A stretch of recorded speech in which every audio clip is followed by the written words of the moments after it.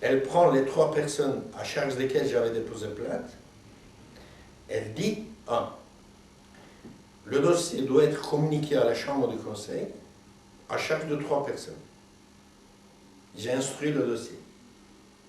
Ce qui n'est pas le cas, mais elle le dit. Donc, à charge des 3 personnes, le dossier doit être communiqué à la chambre du conseil pour règlement de la procédure. 2, elle dit, dans ce dossier-là, dans ce même dossier, il y a des magistrats qui sont impliqués. Donc, le parquet ne peut pas communiquer ce dossier à charge de 3 personnes à la chambre du conseil, parce qu'il y a des magistrats qui sont concernés. Elle se contredit. 3, elle dit, l'autre dossier ne concerne pas les magistrats, j'aimerais bien qu'on le retourne à moi pour que je puisse l'instruire. Est-ce que c'est clair? In fine, les 2 dossiers par le parquet sont classés sans suite, mais ce dossier deuxième dossier qui est classé sans suite n'a fait l'objet d'aucun acte d'instruction. Le juge dit, ce dossier-là ne concerne pas les magistrats, il faut qu'il retourne dans mon office pour que je puisse l'instruire. Non, les 2 à la fois.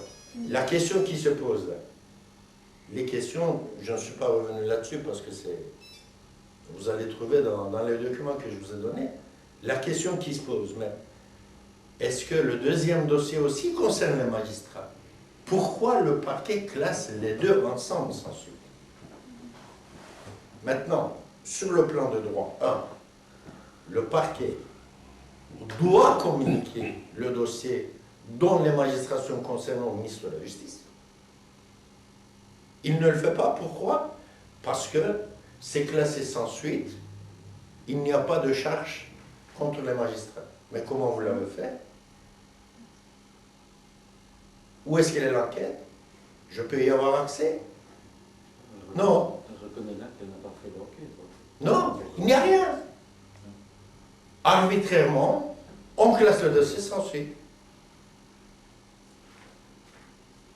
Et tu ne peux pas porter plainte contre cette ordonnance-là pour vice de Non, procédure?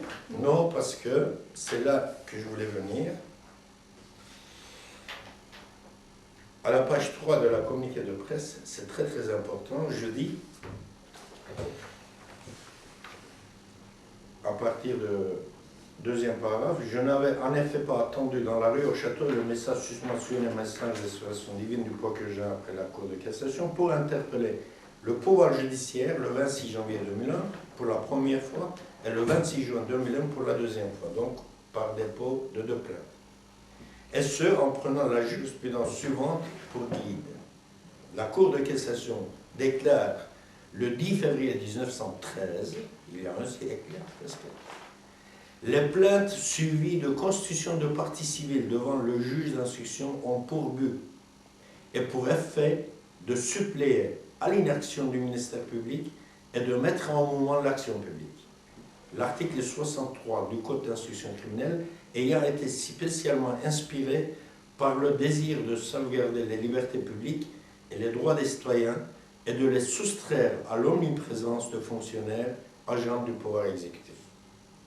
Donc la Cour de cassation, par sa jurisprudence, dit les plaintes déposées entre les mains du procureur de loi, de la police, de la gendarmerie, etc., c'est une vaste blague. Il faut, pour se débarrasser du contrôle du pouvoir exécutif, il faut déposer une plainte avec constitution de partie civile entre les mains d'un juge d'instruction. Dans l'instruction de cette plainte, les représentants du pouvoir exécutif ne peuvent pas intervenir. Mais la loi est faite pour contourner la loi. Il y a une deuxième jurisprudence, mais là je rentre dans des considérations juridictionnelles qui sont terribles, qui dit le non-lieu rendu par le procureur général met obstacle à toute nouvelle poursuite, sauf survenance de charges nouvelles, et ne constitue pas une décision pouvant donner lieu au pourvoi en cassation, la décision du procureur général après la cour d'appel qui, après avoir procédé à une information, déclare qu'il n'y a pas lieu de poursuivre une personne à laquelle s'appliquent les dispositions de l'article 479 du Code d'instruction criminelle.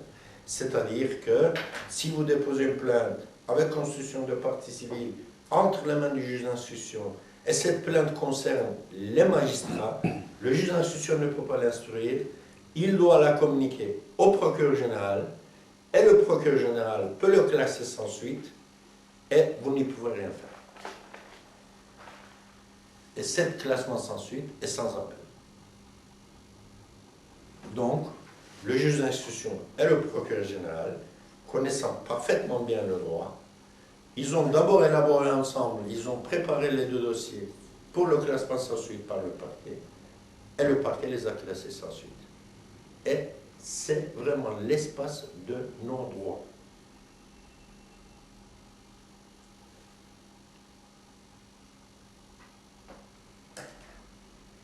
À la limite, c'est peut-être déjà arrivé dans d'autres dossiers que toi et que les gens ne s'en sont pas rendus compte. Mais c'est ça qui est rare. C'est ça qui est rare, que ce soit dans le cas du mandat d'arrêt, que ce soit dans le cas de la mise en observation psychiatrique, que ce soit concernant toutes ces procédures. Si c'était moi, s'il y a quelqu'un qui arrive à me convaincre en disant « Mustapha, ça n'arrive qu'à toi », je lâche.